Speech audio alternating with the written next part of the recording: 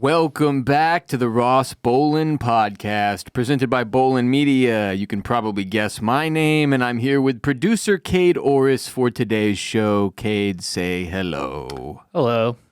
Before we dive in, head to patreon.com/Ross Bolen podcast and subscribe for as little as $5 a month in exchange for an exclusive ad-free episode every week, mental health minisodes, and more on patreon.com/Ross Bolen podcast to support our show. If you like what we're doing, now go.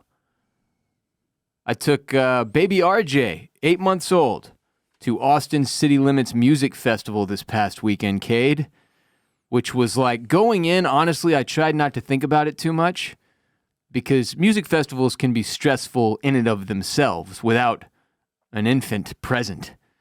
You know, I mean, It's a massive amount of people. There's 50,000 people out there or whatever. There have definitely been times over the years when I was at Austin City Limits myself and became incredibly overstimulated by the amount of people and noise.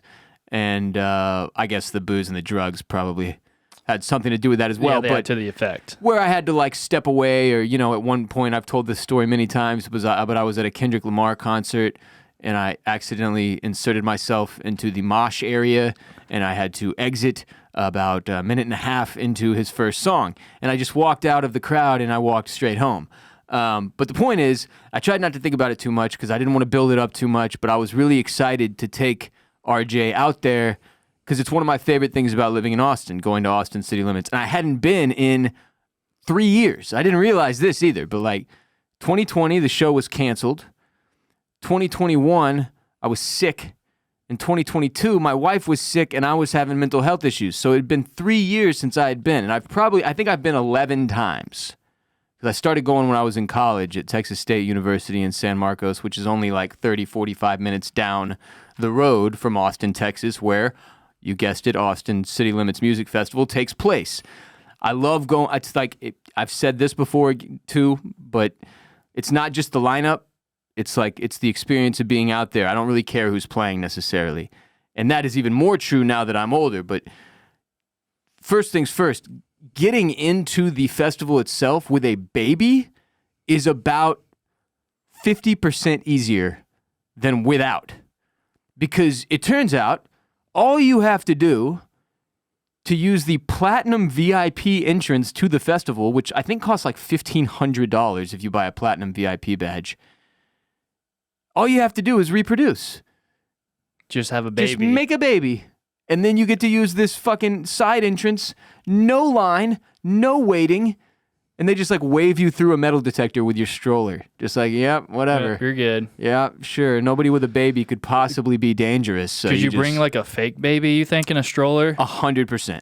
They're not checking. They didn't like check the baby's pulse. Yeah. Or even like really look down there. Because it's got like a hood thing over his stroller that, to protect and, him from throw the sun. a blanket over it. Yeah, I mean, you could pull that. Oh, he's sleeping right now. I told multiple people at the festival, because I spent the whole weekend dadding out and just telling people how easy it is to get in with a baby. And then a couple of them asked, like, well, could you just bring like a baby doll in a stroller? I was like, absolutely. Music festival hack number 1 for today. If you don't want to make an actual baby, just get a baby doll in a stroller and make sure it's one where the baby doll is not too visible. Bingo. You're in there. Badass VIP entrance. So getting in was super easy.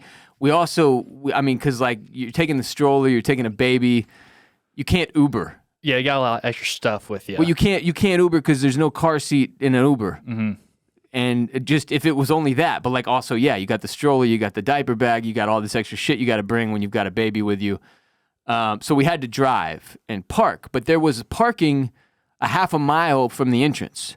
So it was a super easy walk from this. It was pricey. It was like $75 or something for this parking pass. But easy access, easy fucking VIP entrance, so much easier than I thought it would be to get the kid into the festival is the point, and get him out and get him home too, which was probably the more important part. The first day we went was Friday, and he lasted like 4 hours. And we couldn't get, like, we forgot the stupid baby carrier swaddle thing that you, like, strap him to your body so you can wear him.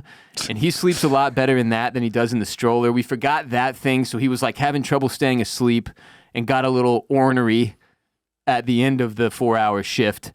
But he made it, like, 4 hours, got to run into some, like, old friends I hadn't seen in a while, and they met my son for the first time. His first concert ever. A great one. I'm going to give people 5 seconds. In your mind, guess. What do you think? The first concert I ever took my 8-month-old son to. Lil Yachty. The Small Boat. It's like, that'll forever be funny to me.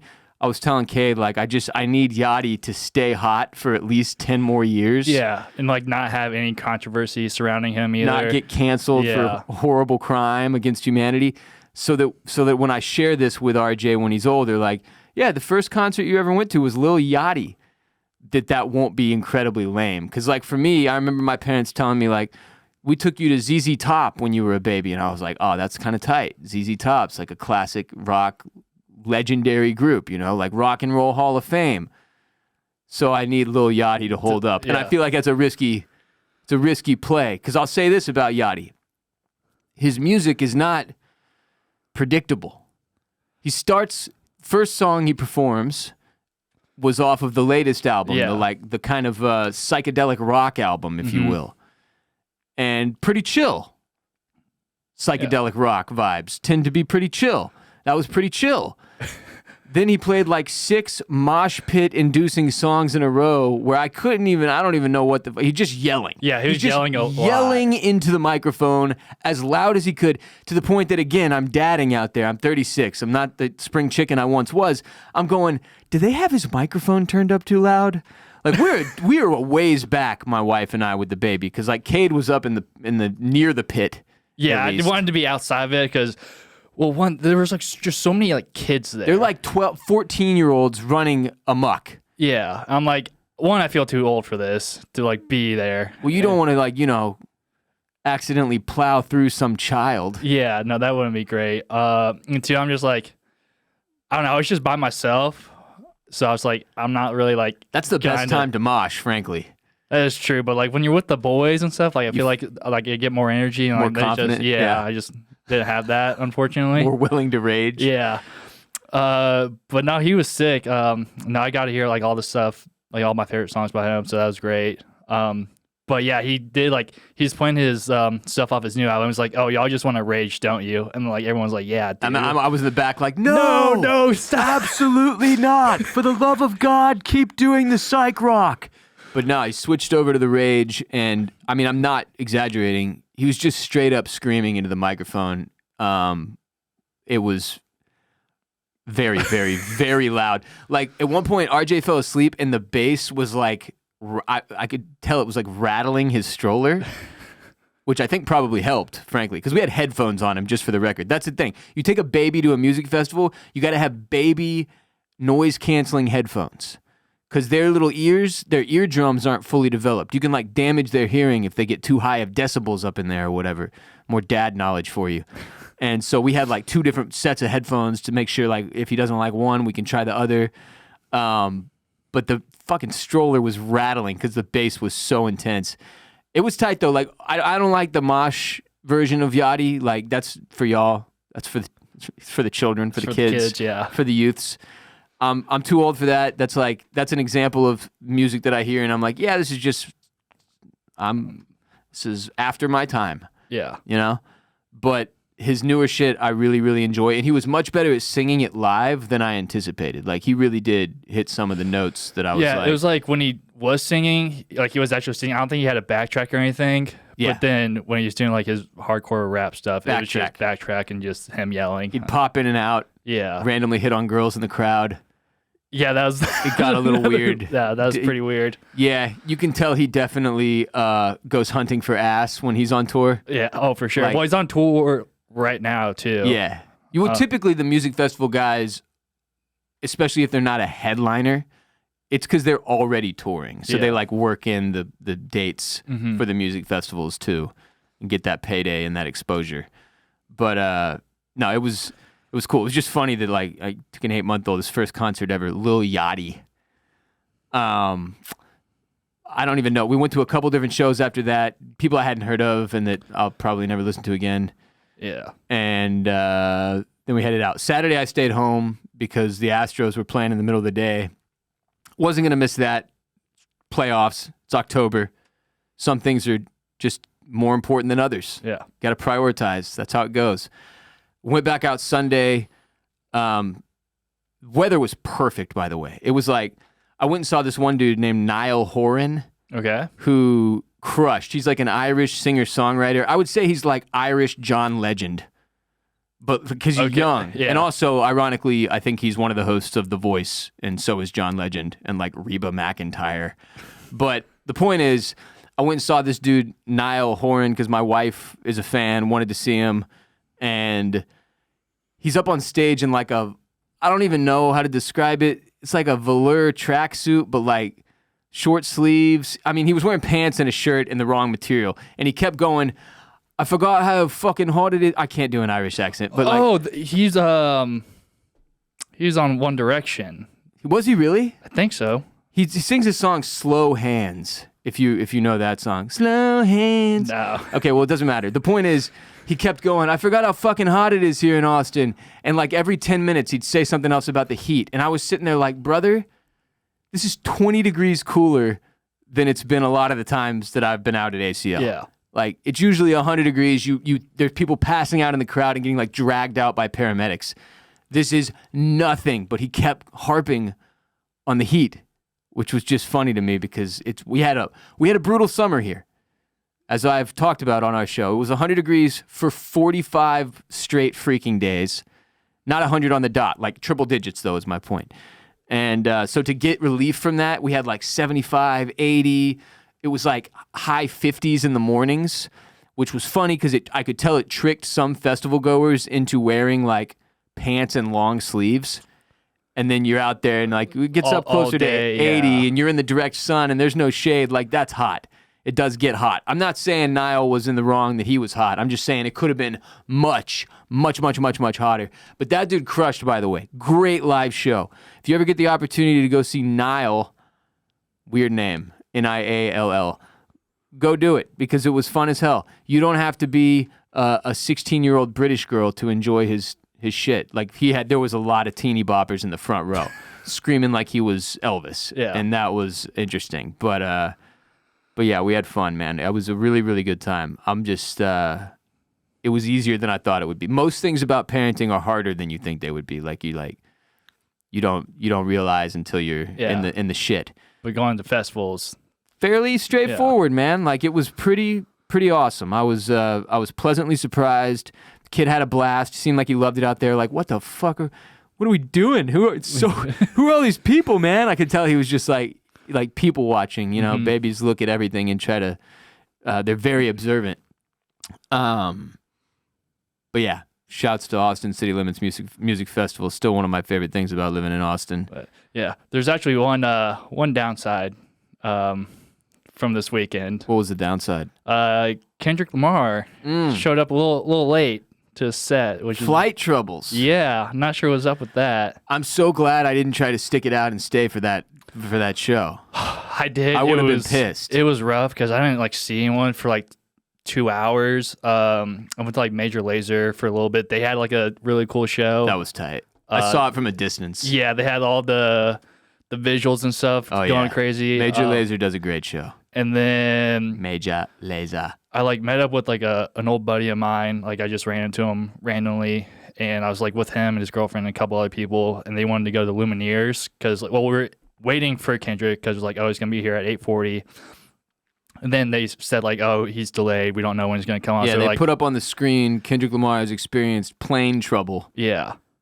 And we'll get you details soon. Yeah. And those details came an hour later. Yeah. So they went to Lumineers for a little bit. I went with them. I was like, I don't really care for Lumineers. I love the Lumineers. That's just not my bag. So I'm like, all right, I'm just going to go back to Kendrick and wait and try to get a good spot. So did that. He went on at 9:45.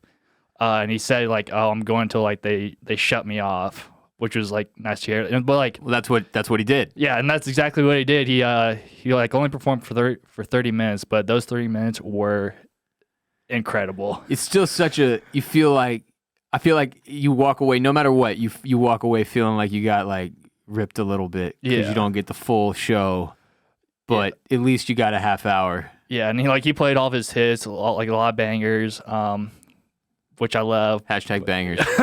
But like he didn't like obviously had to like cut out a bunch of his stuff. So Yeah. I imagine like cut off like a lot of his old stuff. He played like one song from Section 80, and he didn't like play a lot of his like more chill shit, which was pretty unfortunate because that's some of his best shit. The guy's an incredible performer, man. Yeah. I mean, he's really, really, really good live, and that is rare for a rapper. Mm-hmm. Rap tends to be a difficult live show to pull off, and Kendrick is top 3 hip-hop performances I've ever seen, behind Jay-Z and Kanye. Yeah. And he might be tied with Jay-Z, because like him and Jay have the same kind of stage presence where somehow they just command everybody's attention, regardless of what song it is they're doing. But yeah, I did see a lot of social media coverage of Kendrick's delay, which is a bummer. It's a bummer. Did you see the like little drone show they had? Oh, that said like ACL or whatever in the sky? Yeah. I got sent pictures of it. So yeah, I was at Lumineers and it was like across the park, whatever, where Kendrick was performing, and they like shut off like all the screens, so it's just black, and then you see like all these blue lights just like come out from nowhere, and I'm like, oh shit, like he's about to go perform, so I like start like heading over there, and then it's just some like fucking silly light show or whatever. Cute. They show like a face, they showed like a butterfly, like all this like random shit, and like it was kind of tight, but I was also like, I thought it was like for the show or something, and it just wasn't. I mean, from a technical standpoint, it seems wildly impressive to me, but I don't know how it works. Yeah. Like, are they pre-programmed, the drones, somehow? I would have to think so. How does that work, though, man? Like, technology's so crazy, weird, bro. Yeah. Makes no sense. So crazy. Speaking of Kendrick and rap, Kade, now that we're several days removed from the release, we talked about it some last week. I can't remember if it was on Patreon or the I think public it was show. The ad-based, yeah. What are your thoughts on the Drake album? Now that you've had time to listen to the whole thing again, let it settle. Oh, see, I don't even think I listened to the full time. You don't? No. Well, I think that says a lot. Yeah, I mean, I need to go back through, but like I've been going to like the 4 or 5 that like I talked about before that I like got the first listen. Well, what do you feel like the general public perception of For All the Dogs is? Not great, but also I think people like as soon as that album dropped at 601, people were gonna call it the worst thing they've ever heard or the best thing they've ever heard. Yeah, I mean, admittedly, Drake, pretty polarizing guy. Yeah, and also just generally now we're in this time where when everyone has an opinion in social media, you're gonna hear both sides. You're gonna hear he's the GOAT, Drake with another classic. Yeah, or and then you're gonna hear this is trash. Yeah. And I think the truth probably lays somewhere in the middle, especially with this one. But like, all right, here's what I'm trying to get at. I think for people that are older, like our standards for what we see as like a classic worthy rap album are a lot higher than what Drake is currently after. Like, I don't think he necessarily gives a shit. I don't think he's trying to put out like a classic rap album. Absolutely not. But that's where you're seeing a lot of negativity. Like, if you've paid attention, you know who Joe Budden is? I do, yeah. So most people know Joe as a podcast guy now, and one of the more influential hip-hop critics in the media space. But Joe Budden, when I was growing up, was a rapper. And him and Drake have a weird, storied relationship. Apparently, like, Drake has dated multiple of Joe's exes, which is... Okay. Weird. Yeah. I think everybody has the idea that Drake is pretty strange about women at this point, or unique, however you want to put it. I don't know. The guy, like, most of this album is about like 24-year-olds he dates and shit. Yeah. Which is where he's like 37. So he's my age. And you know, I get it. Like, the space he hangs out with and the people he hangs out with, like, he's mostly going to be around young chicks who still club and shit. So that's what he's exposed to. That's what he's attracted to, I assume, on some level, and that's what he's going after. But then the album is just, it feels very like teenage in a lot of ways. The shit, like some of the love songs or whatever you want to call them, they're just like the material. Point is, Joe Budden told him, like, you need to grow the fuck up and you need to make rap music for your age demographic, which, to like Jay-Z's credit, he figured out how to do. He went from Money Cash Hoes to like adult themes, mostly luxury, wealth, art, real estate, business, right? Drake has not made that shift at all. If anything, he has shifted further down than he started at. Like, he's real, like, and you can tell a lot of that's because like he hangs out with Lil Yachty every day. Like, Yachty's much younger than Drake. Yachty and 21. Yeah, and dude. Future, but like Future's just as old as him, and they're still doing the same shit. Future's just like an admitted, like sex addict at this point, basically. But Joe Budden had good points. Like, it was a fair argument. Like, if you want longevity for real, you have to maintain. Where's the substance was kind of his argument. And Drake fucking lost it on this dude. Like, he flipped the fuck out. He put up an Instagram post and said, @Joe Budden, you have failed at music. You left it behind to do what you are doing in this clip because this is what actually pays your bills. For any artist watching this, just remember you are watching a failure give their opinion on his idea of a recipe for success. A quitter give their opinion on how to achieve longevity. You switched careers because the things that pop into your brain had you broke, living check to check, and the raps you write had 450 men showing up to your shows in dusty jeans to screw up their face to Mood Music 29 and pretend you are the GOAT. Please, to any artist that's doing what they feel is right, don't let these opinions affect your mindset after the fact. This guy is the poster child of frustration and surrendering. You retired and we never hung up your jersey. We don't even remember your number. That's a bar. Yeah. We know you for doing this. You withdrew from rap not because you accomplished all you need to. It's because it wasn't working for you. I never want anybody in the generations to think that the whole quote, everybody's entitled to their opinion, end quote, is a real thing. This is a man projecting his own self-hate and the fact I did and continue to do everything he wanted to do for himself. If you need to put it in simpler terms, I own a 767. He owns a modest house in the 973 and flies first class on special occasions. Like, here's the thing, though. This is how I know Joe Budden got under Drake's skin, like an orange peel, to borrow a line from For All the Dogs. Because, dude, like, he made it about other stuff. He didn't respond to the complaint. He made it about other stuff. He made it about Joe. And like there's some truth to what he's saying. Like Joe Budden, I think, had gotten to a point where he was like, I don't really have shit to rap about anymore, but I love rap. I just want to talk about rap, and I'm pretty sure I can make money that way, so I'm going to go do that. And it's worked. He's one of the biggest podcasters in hip-hop. Like, he's very successful at what he's doing, which, as we know at this point, in this day and age, like, you can make a living off that. I do it. And I'm way smaller than Joe Budden. So that's interesting to me, but also like to bring up the 767, like, I mean, some Arab dude gave him that plane, first of all. Drake didn't buy a 767. Like, it was like a weird business deal.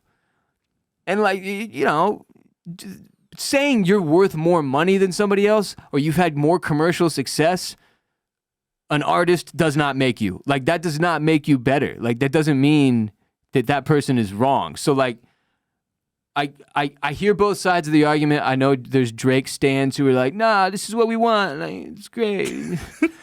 Like, fine. But for older people, like, I talked pretty highly of it last week, and my opinion of it has shifted pretty drastically because I like went back and listened again, and I was just kind of like, I'm having to skip a lot. Like, a lot. Yeah. Like, way too much for me to like sit here and fairly say, like, this is a really good album, because I judge it against if I put Drake on the same scale I put everybody else, if I'm skipping 70% of the songs, this is trash. Right. Like, you know what I mean? So I don't know. Drake is in a weird spot now. And I remember watching Jay-Z, Kanye, Pusha even, who somehow still just raps about coke, get older. And I was like, well, what are they going to do when, like, because I don't want to hear Jay rapping about the streets when he hasn't been in the streets for like 20 fucking years. Like, what's he going to do? What is it going to be? Like, Kanye didn't have this problem as much because he was always making music about, like, life and art and societal issues or whatever. But like Drake I'm at the point, I don't want to hear about him banging out 25-year-olds anymore. Yeah, or talking about street shit when like I don't think he's really ever been in the streets and, like and he's that. trying to claim this is the most gangster he's ever been now. Yeah. And I'm like, that's still not saying anything at all. Like, the Degrassi dude, we all know where you came from. Like come on, no offense, but like it's not the same. For people who grew up with like 50 Cent, like that's not the same. It's not the same. And I just don't know what he's supposed to be about at this point. Like he's doing this thing where he rides the waves of all these younger generation dudes. Like he's got Yeet up on this album. That's probably one of the best songs on the album. And he can't even keep himself from hopping in and saying something in the middle of Yeet's verse. I make money for fun or whatever that one little line. It's strategically, like, I get it. He's trying to continue appealing to as large of an audience as possible. He's got the older folks like me. He's trying to hold on to that 18 to 25-year-old demographic for dear life. And so he's dragging in fucking Yeet, and SZA, and Sexy Red. Bro, you put Sexy Red on your album, dude? Like, have some self-respect. But I don't think that strategy's going to work anymore. You got to stop dick riding other people and their shit. Bring something original to the table. And like even with this album, he gave a lot of his credit to Lil Yachty for it being what it is. Because he's like, I hung around with you all day, every day. You helped me write. You were in the studio with me. You told me what was whack versus what wasn't. It's like that's like a decade difference. Like there's a huge difference. It's a huge difference in age and life experience and trajectory. So I don't know. He seems kind of lost at the moment. It's funny watching these guys get older and start to struggle to figure out like what's it going to be next. And I've seen it not go well before. So I'm interested to see what happens with him. Because you can only do this for so long before it's like, bro, you're so horny. He's just so horny. He is, yeah. He's just a horny guy. Like, and beefing with Joe Budden, just that seems... Who like, he liked a lot, like, coming up, I think. Like, he was a big fan of Joe Budden. Yeah, he always gets his heart broken by these dudes he used to idolize. Yeah. Idols turn to rivals. It keeps happening. Some shit like that. It keeps happening. Anyway, I was just curious if it was like maintained, because I can just say for older people like me, I think it's this is one that you listen to and then you forget about and you move on with your life probably. Yeah. So. And like I don't expect Drake to drop another classic album. Like I think he doesn't really care anymore, and that's kind of part of the reason. That might be the case. Yeah. But he did say he was gonna like step away from music for a little bit. We'll see if that's true or not. Maybe he'll gain some creative insight. Yeah, with hopefully. some time off. Yeah, but I do have a question for you though, Russ. Could you name 3 Joe Budden songs? Oh, absolutely not. Okay. I mean, but Joe hasn't done music in a while. That is dude. true. Like, but like the reason I asked because I saw a video, it was either on TikTok or Twitter, where someone was just like going around like the streets somewhere and like, hey, can you name 3 Joe Budden songs? And no one. Like one person said "Pump It Up," which is like his most famous one. Yeah, but that's from Too Fast, Too Furious. It's from You Got Served. Oh wow, Yeah. Maybe it's from both. It might be both, yeah. But that's how I know it from. That's like the only one I really know. But like, and granted, like the people they were asking were like probably around my age. So like again, like you're not really gonna know much Joe Budden. I mean, even reading some of his tracks on Google right now, I can't put the song to the name of the song. Yeah. So like I don't know any of this shit. And I'm not like trying to like say, oh, like Joe Budden's like trash or whatever. Well, he was a New York guy, man. Yeah. Like he was like a New York rapper. That everybody, if you asked people in New York, I feel like they would know 3 Joe Budden songs. Yeah, it's kind of like Houston, like you ask about. Yeah, if you ask about Slim Thug in New York, they're not going to know what the fuck. Yeah. If you ask me, it's a different story. Right. So yeah, that's, anyway, Joe's doing okay. Let's leave Joe out of it. They're both doing all right for themselves. No, I mean, look, Drake has achieved a pinnacle of commercial success with music that no one else has done in hip hop. Like at this point, nobody else has done this. Kanye was like doing it. He's he's gone now. Jay-Z did it in a different way. Jay-Z, I don't think was ever as mainstream appealing as Drake is. He wasn't like pulling as many women into the music, not like in real life. Oh, like he wasn't. Jay-Z was just making rap. It was just straight rap, like rap, and he had hit songs for sure. But my parents never heard a Jay-Z song that they were like, I really enjoy this. You know what I mean? Like, Yeah. I feel like Drake spans more generations. And so when you have that level of success, you're going to get all the critical fucking, of course, people are going to talk about what you've done and whether it's good or bad or what they think. And like, that's how it goes. That's comes with the territory. Yeah. And he doesn't seem to be very at ease with that. I also think, this hasn't even been a week yet. I feel like people are too critical like right away. That's and I think you have to just like let it breathe and like listen to it multiple times and maybe come back to it later. Dude, you know what? I noticed this with the Israel-Palestine stuff that's going on right now, which I'm not going to get into. If you're about to hit stop, don't. I'm not going to get into it. But I noticed people were responding to that the day of the attacks, the initial attacks, and putting their takes out on the internet immediately. And then a few days later, things looked like different than they did on day one. And I same thing.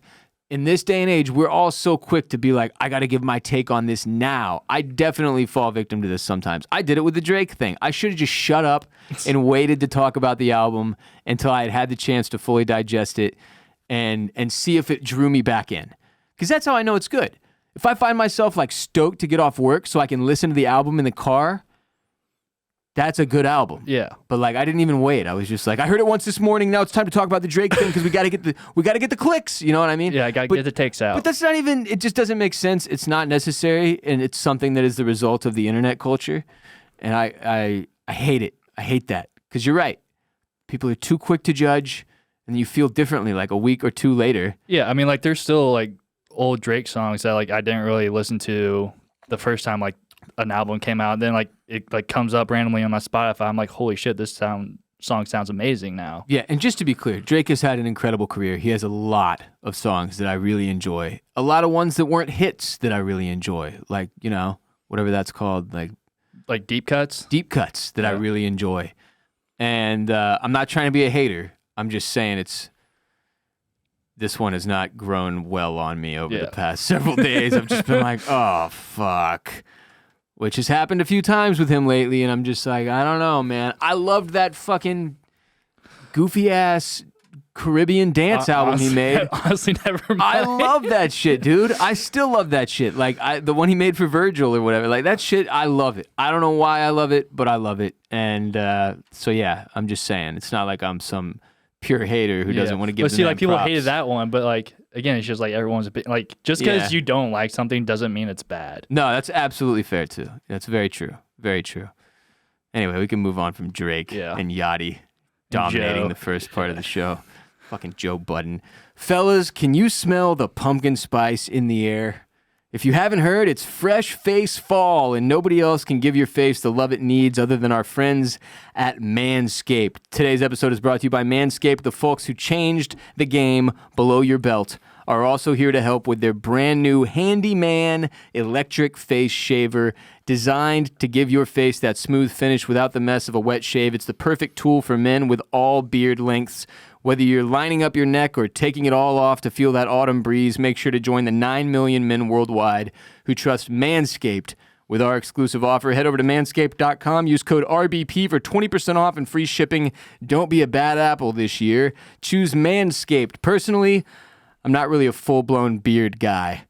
I don't have that kind of ability, but I keep a little scruff because that's what Kade likes, which is why Manscaped's Handyman is perfect for me, because for me, being able to shave up to 3 days growth without the mess of a wet shave is priceless. Your face is the first thing people see when you walk through the door. Give them something to look at with Manscaped's Handyman. With the Handyman's skin-safe technology, will help reduce nicks and cuts. You can finally feel confident when going for that close shave. For wet or dry use, feel free to bring this anywhere and everywhere. The compact design and airplane friendliness make this the perfect travel tool for on the go. So get 20% off and free shipping with the code RBP at manscaped.com. That's 20% off with free shipping at manscaped.com when you go to grab the new Handyman from Manscaped. Use code RBP, hit the refresh button with the Handyman. All right, I've got some insane headlines of the day for you. The first one is Meta paying Tom Brady, Paris Hilton, millions to use likeness for AI chatbots. As we slip further into the dystopian hell, From the New York Post, Meta is paying millions of dollars to high-powered celebrities, including retired NFL great Tom Brady, rapper Snoop Dogg, former reality TV star Paris Hilton, and TikTok influencer Charlie D'Amelio? Yeah, to use their likeness for fictional AI chatbots, according to a report. Few things to say already. One, Brady doesn't know when to stop, bro. This guy, like... No, he's just trying to get a bag. You would think after the FX fiasco, like... what was that called? FTX. FTX, thank you. That he would like walk away for a little bit, just take it easy, get a breather in. But like, no, he can't stop chasing the bag. Like Kay just said, he's going to be like the Shaq of the NFL. Yeah. Where Shaq will take he took a bag from FTX too. Yeah. Shaq will take a bag from anybody, and he's a great promoter. He's a great spokesperson. Shaq, he should be given his credit. I'm just saying, I don't feel like it takes all that much to get Shaq to agree to a deal to be in a commercial. He's the face of Icy Hot for like 10 years now. Brady can't help himself. Snoop Dogg, I don't even care. I'm not even judging. I'm just like, yeah, that's... Sounds about right. All right, Snoop, do your thing. There is perhaps no worse tag in the world than former reality TV star Paris Hilton. Former reality TV star. That hurts. That feels insulting. Just call her a DJ or whatever you need to do. A DJ? She DJs sometimes, Paris. Yeah, so does Shaq, but I want to call him a DJ. I would call he's DJ Diesel. Shaq is definitely more of a DJ than Paris Hilton, though. He does like festivals in Europe. He does, yeah. That's true. Shaq does. I don't know who Charlie D'Amelio is. I know she's, she's a TikToker. TikToking and whatnot. It says one top creator is being paid around $5 million by Facebook's parent company over 2 years in exchange for 6 hours of work in a studio. 6 hours in the studio and signing away your name and likeness for the AI chatbot to use, and you get $5 million? That would be really tough to say no to. That's a hell of a deal right there. Yeah. It says Meta, which also owns WhatsApp and Instagram, was so intent on getting big names to sign on that it paid in excess of $1 million for each of the celebrities to grant permission to use their likeness. The report cited a person familiar with the matter as saying that other deals with top creators were in a similar price range and that the arrangements are non-exclusive, meaning that the stars could shop their likeness to other AI-related products if they so choose. At a developer conference last week, Meta CEO Mark Zuckerberg introduced an AI personal assistant people can interact with using any of Meta's messaging apps, along with a smattering of AI characters he called, quote, a bit more fun, end quote, such as Max the sous chef, who can come up with ideas for dinner. I love that that's great. We all need that. Yeah. Or Lily, a personal editor and writing partner. So... First of all, just like Brady should maybe step away for a little bit after FTX, you would think Zuck would step away for a little bit after the metaverse fiasco. Like, the metaverse was a massive, massive failure and waste of like $70 billion for Meta. But it's the future. It's not the future. Everybody knows it's not the future. It sounded like it could maybe be the future when we were in the midst of the 2020 COVID pandemic and none of us could go outside. I can see how it was maybe appealing to the board at Meta when that got introduced, when no one was allowed to leave their homes. But now that we're back to at least the public dystopia, like we're allowed to go out there, nobody needs to be sitting on their fucking computer plugged into the metaverse digitally interacting with humans. Like we have enough problems with the physical world as is and with social media and phones. That is a bridge too far. We're not there yet. The metaverse becomes a reality when the nuclear wars become a reality. That's when we'll need that shit. When there's nuclear fallout everywhere and we can't go outside, hook me up to the metaverse, daddy. That's when I'll be ready, Zuck. But until then, just stop. This shit with AI, everybody and their mom is going, we got to pump the brakes. Elon is out there going, we got to pump the brake. Elon, the guy who sends other people out into the wild, driving his cars with full self-driving, they're paying, I'm one of them, and it's not done. We're developing it for him. He's getting the data points from us using it. That dude is saying, no, we need to chill with the AI stuff. And yet Zuck is pumping out Max the sous chef and Lily, a personal editor and writing partner. It says the bots answer questions and engage the user in human-like conversations, don't know what that means, in real time based on the character's personality. Zuckerberg told developers in attendance at the annual Connect conference in California last week, quote, "Advances in AI allow us to create different AI personas to help us get different things done. This isn't just going to be about answering queries. This is about entertainment and about helping you do things to connect with the people around you by interacting with non-existent technology." That makes sense. Brady, who was reportedly paid some $55 million by disgraced crypto mogul Sam Bankman-Fried for doing a total of 60 hours of work to be a pitchman for a fallen cryptocurrency platform, FTX, is assigned the role of Brew, a wisecracking sports debater. So let me get this straight. They're paying Brady millions to do this AI thing, but it's not even Brady?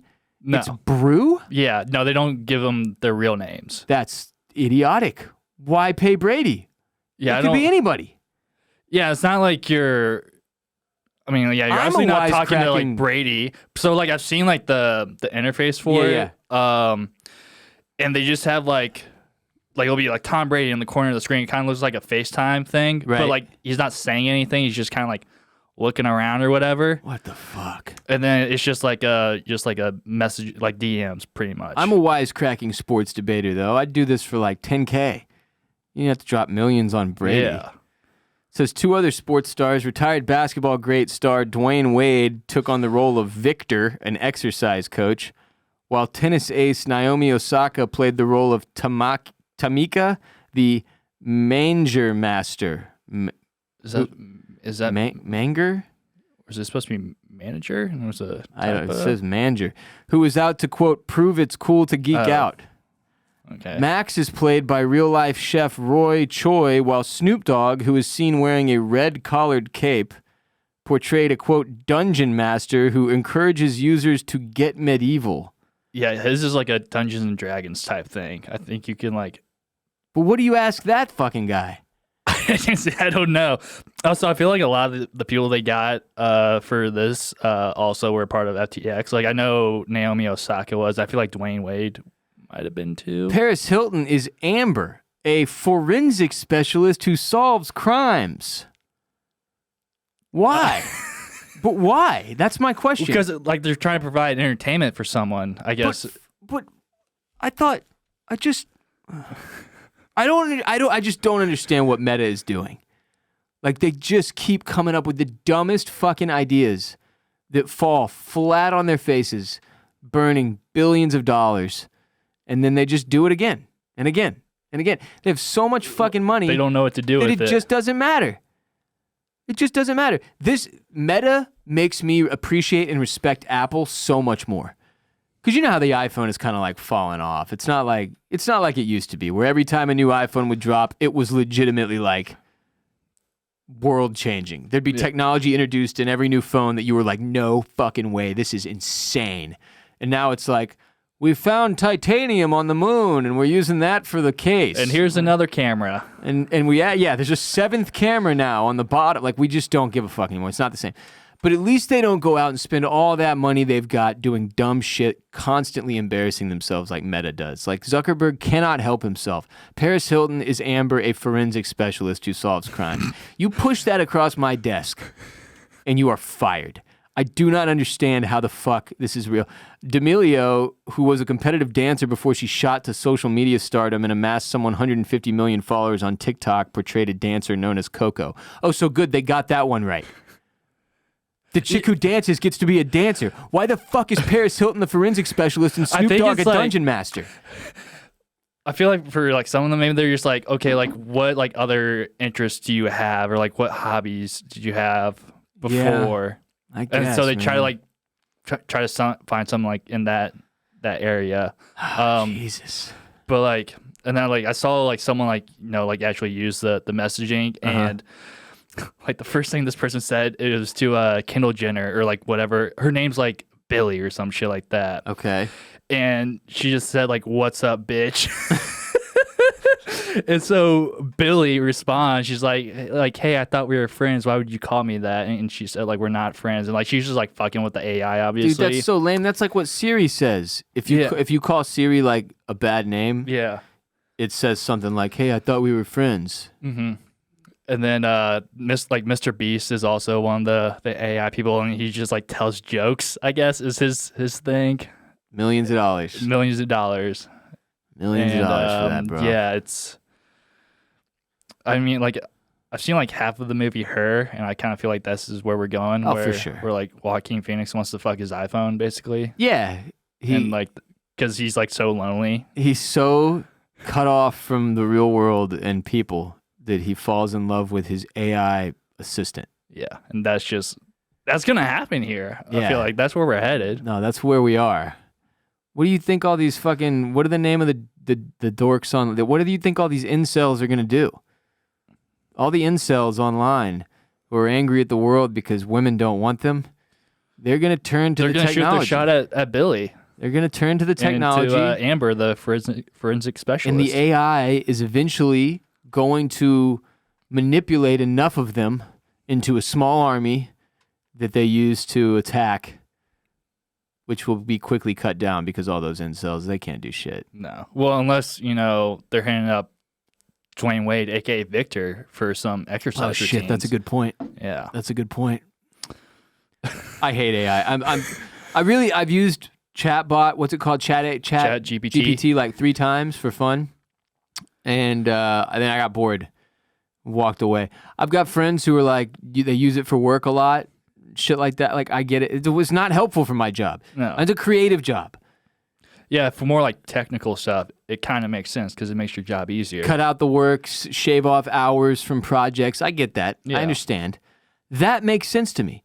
Practical applications of AI? Sure, whatever. But this shit, son, fucking Paris Hilton, the forensic specialist, this I'm out on. Yeah, no, I want nothing to do with this. I mean, they're going to gain consciousness soon and then want to take over the world. Like, that's just like the path we're headed on right now. It's the path we've chosen, though. Yeah. That's what's so bizarre. And we have so many movies. James Cameron made Terminator in the fucking 90s or 80s. 90s? Doesn't matter. Point is, at least 20 plus years ago. And yet we plowed forward like, no, this will be fine. Snoop Dogg. Yeah, have no reason to worry. We need Snoop Dogg AI. Anyway, next headline. Jada Pinkett Smith says she and Will Smith haven't been together since 2016 and live separately. Before we comment, let me read some of this ridiculous story from USA Today. Jada Pinkett Smith is getting candid about the bumps in the road of her marriage to Will Smith.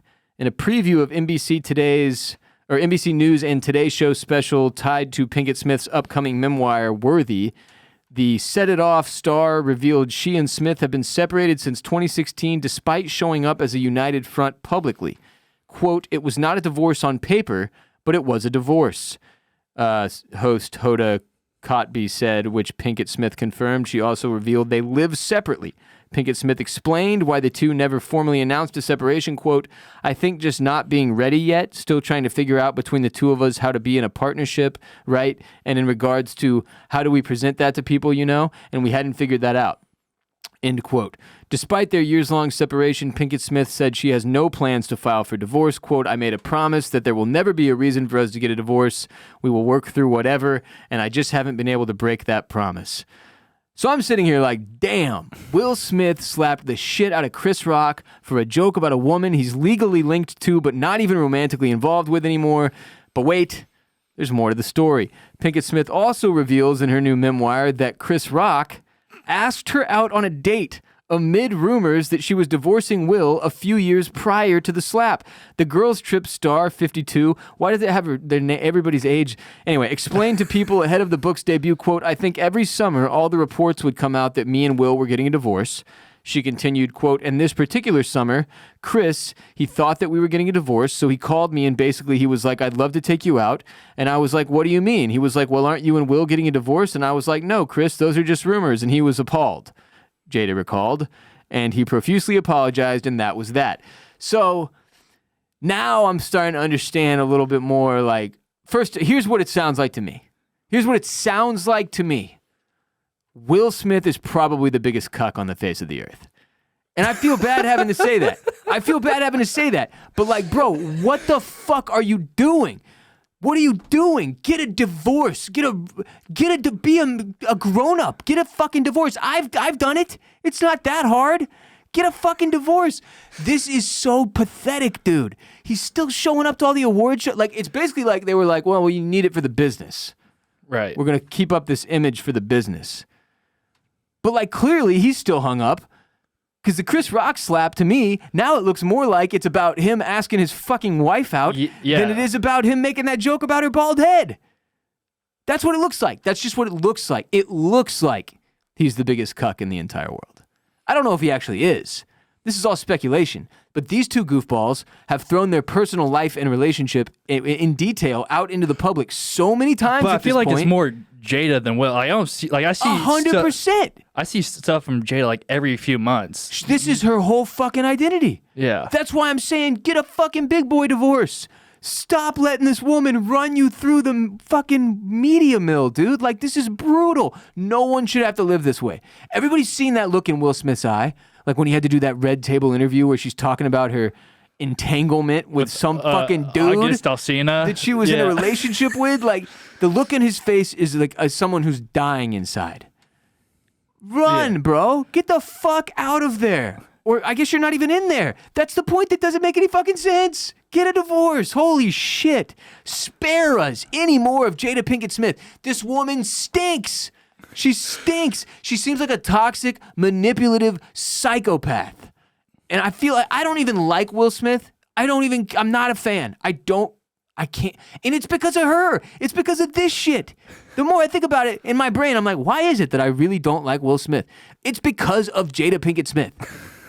It's got nothing to do with Will. It's just because of her. And I hate this woman, dude. I fucking hate her. This is so ridiculous. Stop doing this shit to this dude. You have a kid with him. At least like be fucking like civil. 3. Stop. Yeah, I guess there's like 3 of them. Willow. They got Jaden, and then the oldest one that no one knows. Good for that guy. Yeah, he's good staying for out that of guy. all of Get it. the fuck out of there, dude. Do not become famous. Run. But holy shit. Yeah, you ever heard a Jaden Smith quote that made you feel like he was a well-adjusted and normal young man? No, because he's got to be around this fucking nonsense all the time. It's terrible. Well, I can't believe, like, I saw the story and I was like, this motherfucker slapped Chris Rock at the Academy Awards on the night he was going to win Best Actor for this woman that he hasn't even been with since 2016. 2016 is 7 years ago, bro. I guess that was, a couple years 6 ago. years. It was in 2022. 4 plus 3. Yeah, whatever. So, yeah. 5-6 years removed from the slap. But, like, that blew my mind. And then I see the story about Chris Rock blowing and they, up like, don't know what to do still. Yes.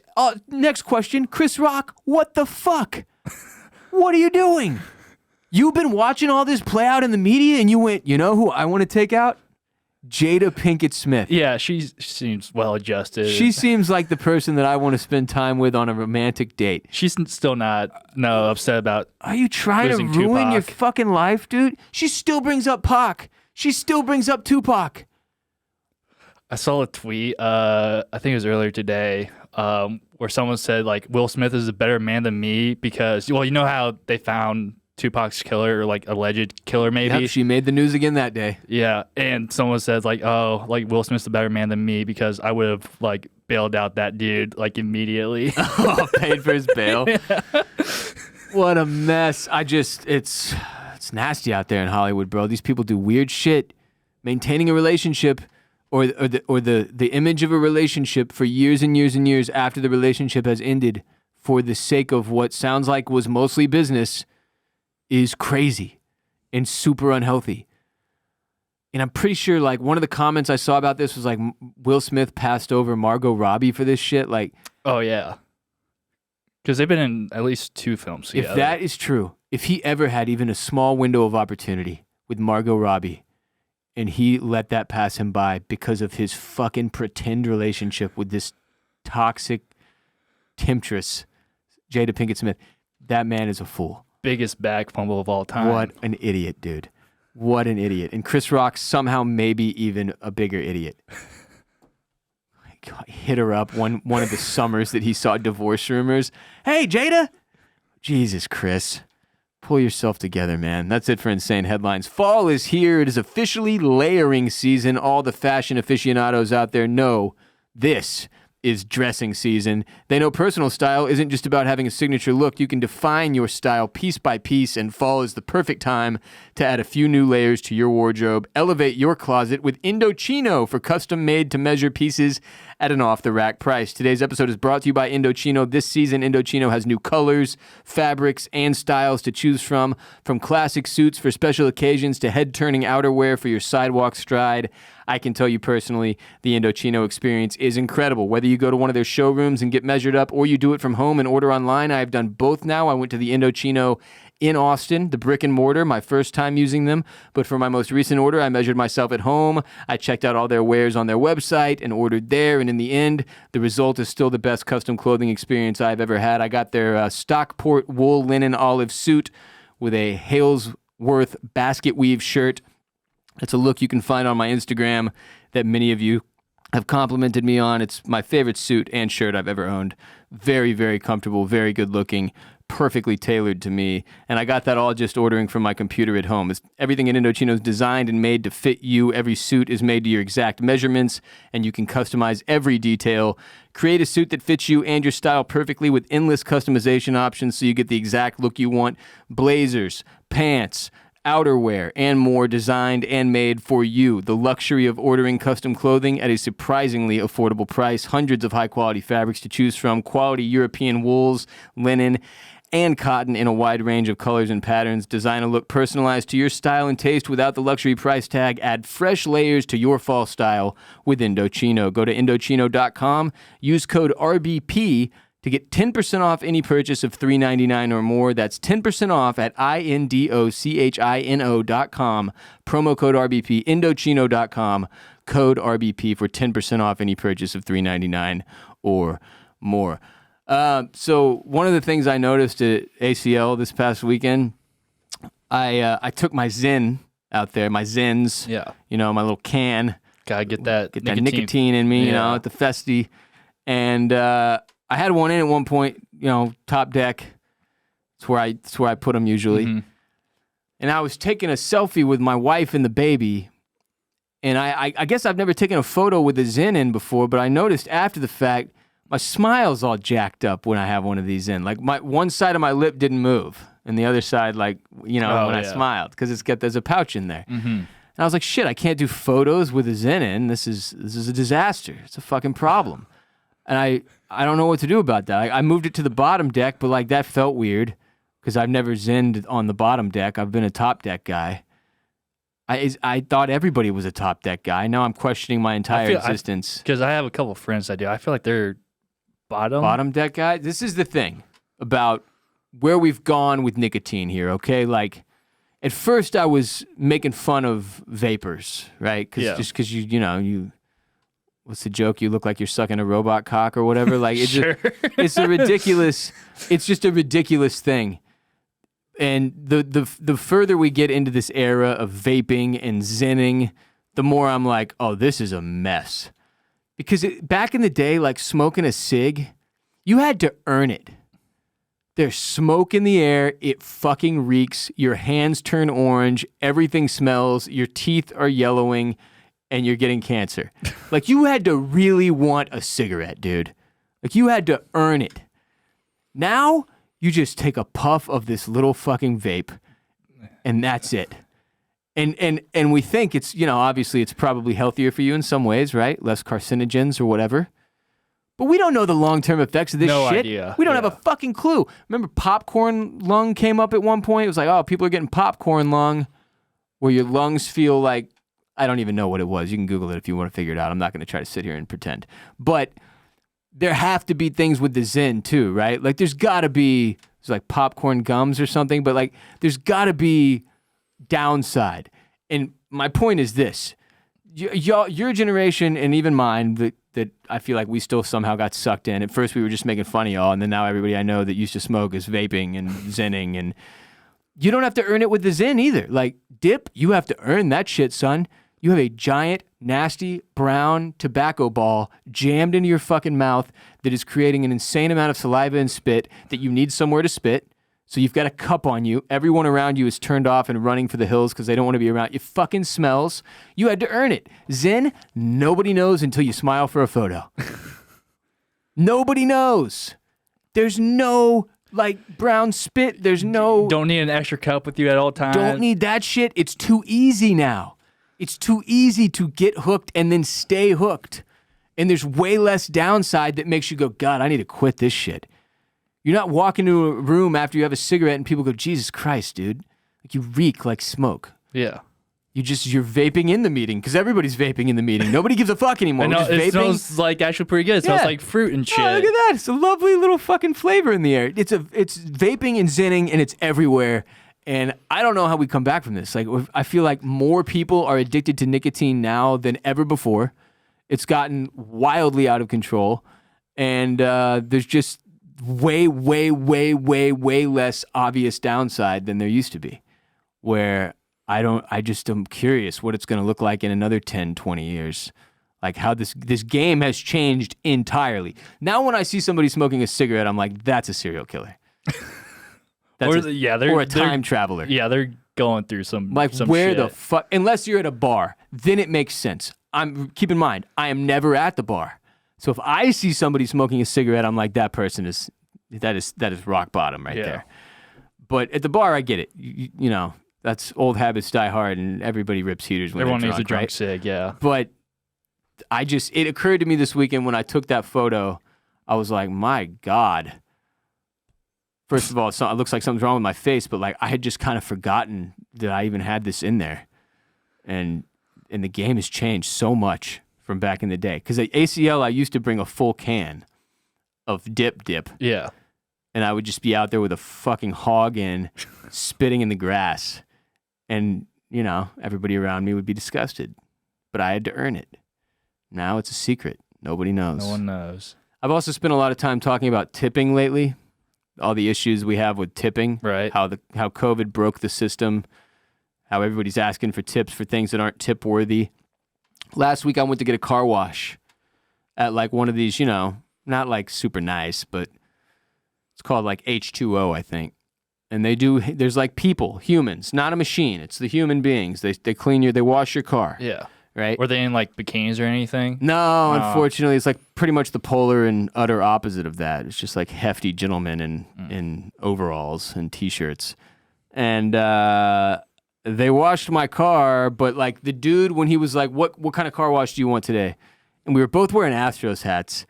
And I was like, I can't decide if it made it easier for him to take advantage of me because we were both Astros fans, or he like took it easy on me.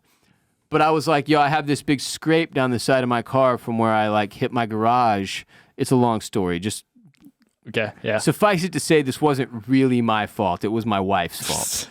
And if she's listening right now, you know it was your fault. Anyway, the point is, I was like, I got this paint scrape. Can y'all get this off? And he goes, yeah, $50.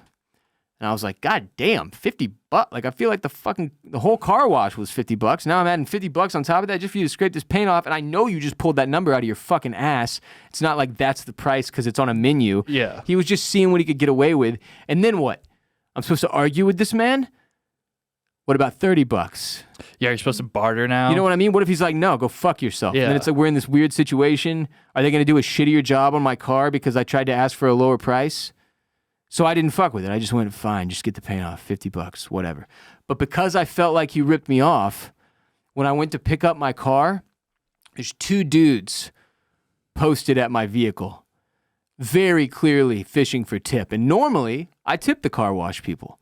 I walk around the car, I go, this was a really good job. And then I tip them accordingly, right?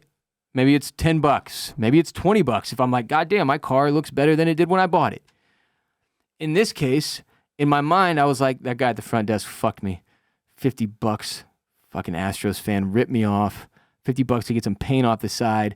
The dude who's coming to give me my key card, because we're living in the future and it's not a set of keys anymore, he just hands me the little card for the Tesla.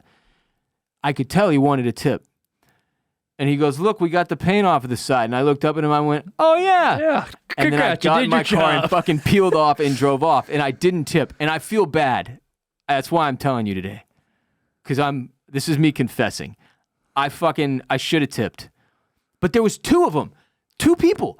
I was like, what is it, double time? I got to tip both of you? Who's responsible for the vehicle? Is it the guy who handed me the card? The other dude is there like motioning to the wheel like, look at how clean it is. I was like, I didn't like the pressure I was feeling.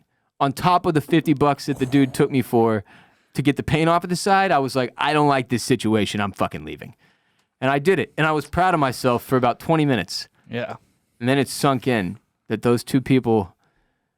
Now they're not going to be able to feed their families because you didn't tip them. Exactly. They may have worked on the car for an hour for all I know. They didn't. There was still dog hair inside of it and stuff. I'm glad I didn't tip. I'm standing by it. Yeah. Now that I've talked it through, no, I'm glad I didn't. They didn't deserve that tip. This is not my fault. Yeah. This is DoorDash's fault.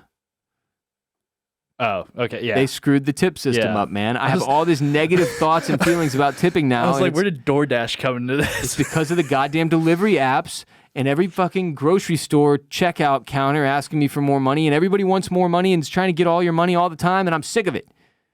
I'm sick of it. So now I feel like I'm part of the problem because I didn't tip these car wash people. But fuck it, whatever. I didn't start this war. I'm just going to finish it. Yeah.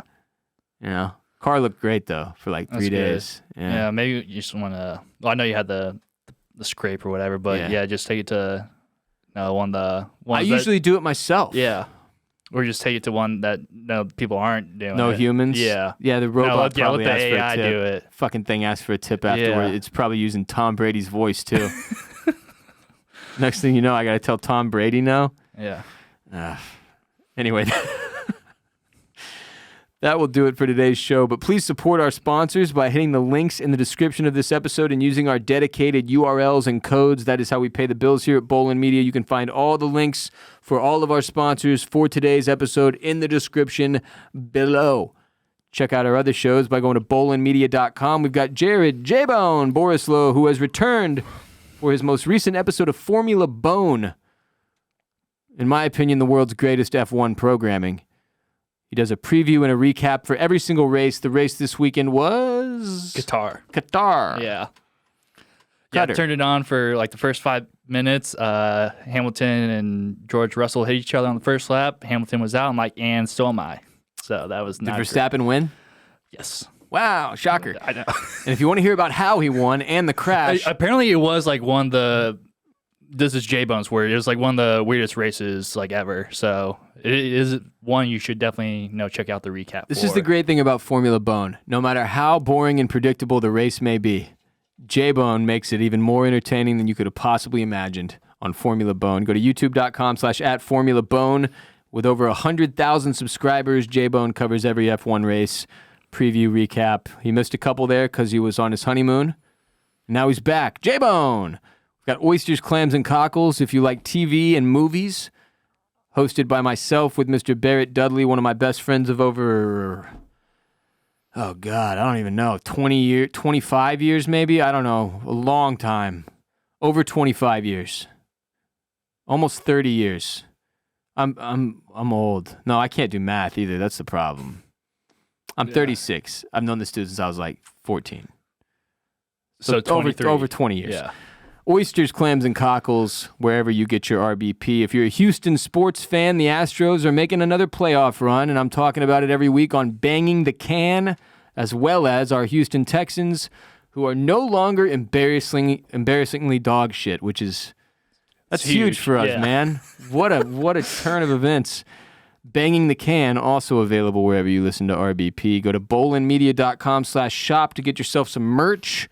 We've got t-shirts, we've got hats, we've got mouse pads, we've got baby onesies, we've got coffee cups. Got puzzles. One puzzle, one puzzle. bolenmedia.com/shop. I'm Ross Bolen. Follow me at WRBOLEN on Twitter and on the gram. I put up some photos from taking the baby to the music festival on the gram at WRBOLEN. Kade, where can people follow you? You can follow me on all the social media platforms at Kade Orris. That's KADEORRIS. This episode of RBP is presented by Bolen Media, and video of today's show was produced by Kade Orris. Go to youtube.com/@the-Ross-Bolen-podcast for full video of our show plus funny clips. We'll be back later this week with another ad-free exclusive episode available only on patreon.com/Ross Bolen Podcast. We need y'all's support. If you love what we're doing here, go to Patreon, subscribe, and in exchange, you will receive an ad-free exclusive episode every week, plus mental health minisodes and more. Patreon.com/Ross Bolen Podcast. Until next time, peace be with you and also with you.